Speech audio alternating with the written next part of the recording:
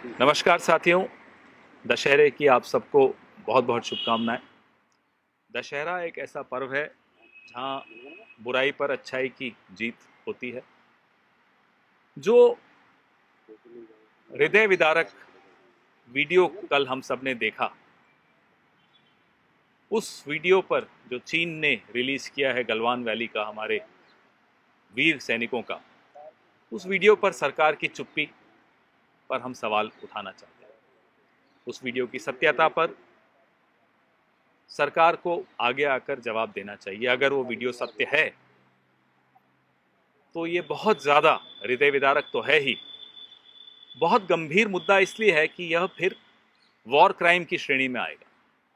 चीन की हिम्मत कैसे हुई तो इस तरह से वॉर क्राइम की गतिविधियों में वो संलिप्त हुआ।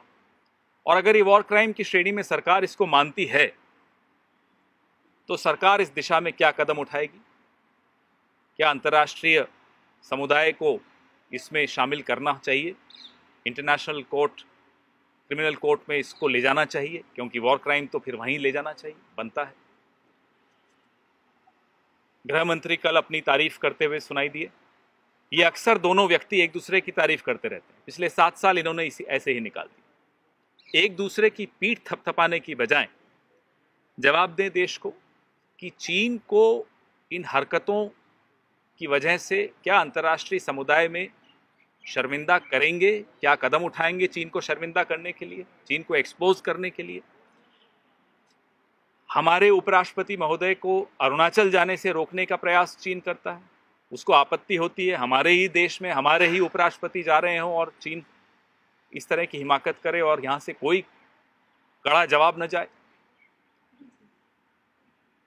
आपने देखा कैसे उत्तराखंड में, जहां कभी पहले ऐसा हादसा नहीं हुआ था, 5 किलोमीटर भीतर हमारी सीमा के चीन घुस कर आए और हमारा इंफ्रास्ट्रक्चर, हमारे पुलिया तोड़कर वापस चला जाए, कोई जवाब नहीं, शांति, चुप्पी।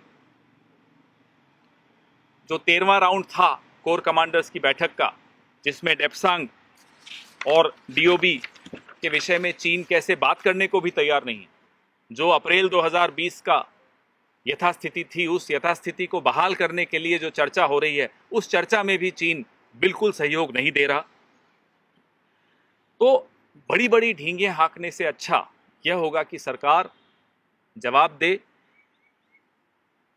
क्यों 62.7% ट्रेड, व्यापार पिछले 6 महीने में चीन से बढ़ा दिया?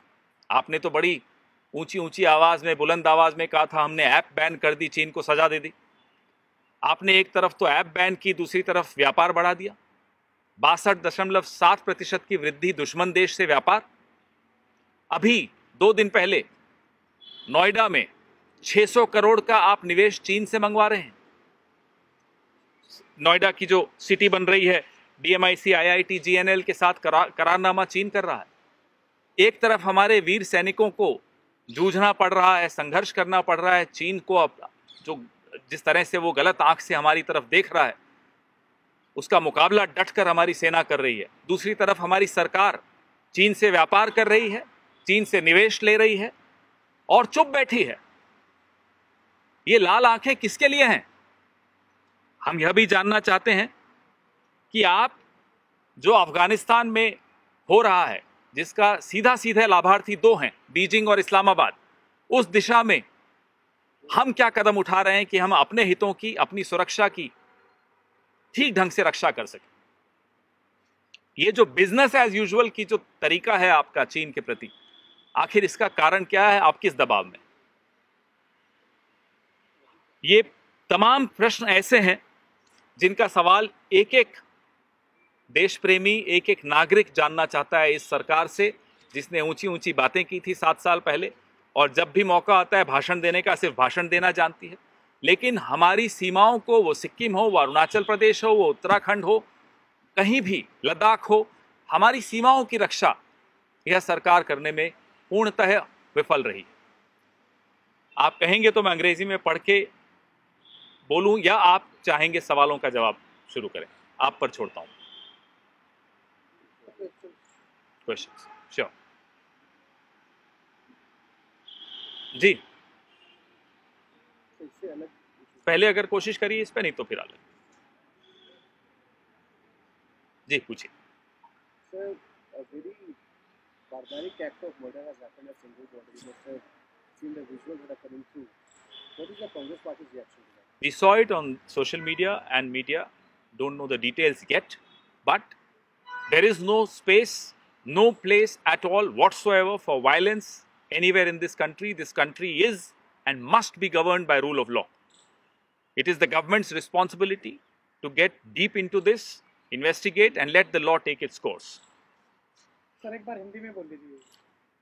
सोशल मीडिया और मीडिया के माध्यम से ये रिपोर्ट्स हमने देखी, दिल को दहला देने वाली रिपोर्ट्स हैं।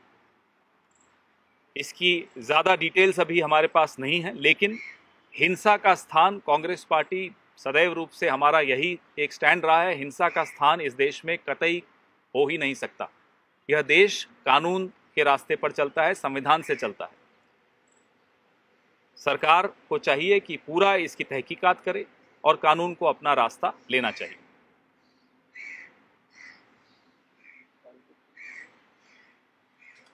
जी हाँ पूछिए।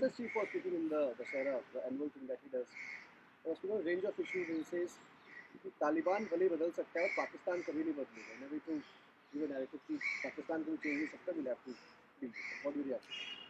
I don't understand. I will not get into the question of what he said on this. Who is he? He is a self-appointed head of an unregistered organization. An organization which gave it in writing to Sardar Patel that it will not indulge into politics. Who is he? How is he any different from the head of Speak Mackay? It's another cultural organization. RSS is a cultural organization by its own admission to Sardar Sahab. As a cultural organization, what right does he have to delve into everything, to play politics from morning to evening, to control this government? It's his government. Why is he addressing the nation? Let him go to the Prime Minister and talk to him on whatever issues he wants to talk. Why should his address be covered live? I don't understand. In that case, you should all promise that Speak Mackay's chairman's address should also be covered live all across the nation. Why are we wasting our time on him? Sir साथ ही ये भी उन्होंने कहा है कि जनसंख्या नीति पर विचार होना चाहिए और पाकिस्तान को उन्हें दुख है। मैं इसका भी उत्तर देता हूं, लेकिन मैं आपसे यह जानना चाहता हूं कि राष्ट्रीय स्वयंसेवक संघ अपने आप को एक सांस्कृतिक संगठन बताता है, गैर पंजीकृत है, उसके एक स्वयंभू सरसंघचालक हैं, उनमें और स्पीक मैके के अध्यक्ष में क्या अंतर है? दोनों एक सांस्कृतिक संगठन है। इन्होंने तो, इनके संगठन ने तो सरदार पटेल को लिख कर दिया था राजनीति नहीं करेंगे, फिर ये क्या राजनीति करते रहते हैं सुबह से शाम तक और कहते हैं सरकार इनकी है, रिमोट कंट्रोल इनके हाथ में है।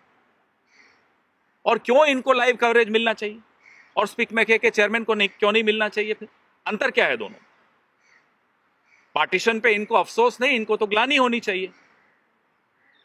बोले ये माफी मांगे देश से कि पार्टीशन करवाई इन्होंने, इधर इन्होंने उधर लीगियों ने, लीगी और संघी मिलकर माफी मांग ले देश से कि उन्होंने पार्टीशन करवाई। ये अफसोस क्या होता है? इनको कहना चाहिए कि मुझे ग्लानि है, आत्मग्लानि है, पश्चाताप है कि ये किया। को लेकर कल बैठक हुई और बताया जा रहा था कि आज औपचारिक ऐलान होगा। क्या ये मान लिया जाए कि 50/50 का स्वीकार कर लिया गया है, नहीं कर लिया गया है? पार्टी में एक तरीका होता है निर्णय लेने का, हर पार्टी में होता है, हर संगठन में होता है, बैठकें होती रहती हैं, मुलाकातें होती रहती हैं, चर्चाएं और विचार विमर्श होता रहता है, उस पर निष्कर्ष निकलते हैं।